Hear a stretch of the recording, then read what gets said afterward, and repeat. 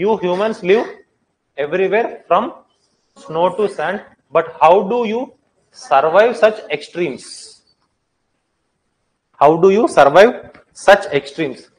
దానికి రీజనే hour ecological anthropology.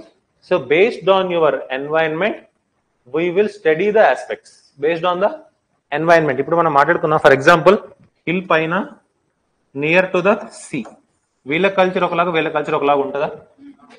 Right. వీళ్ళు తినే ఫుడ్ వేరు ఉంటుంది, వీళ్ళు తినే ఫుడ్ వేరు ఉంటుందా? Again if you are a person from the sea level, when you went to the mountain, what you will feel in that day?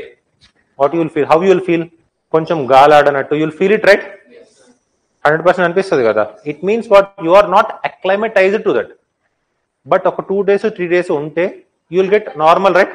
అక్లైమటైజ్ అవుతాం కదా.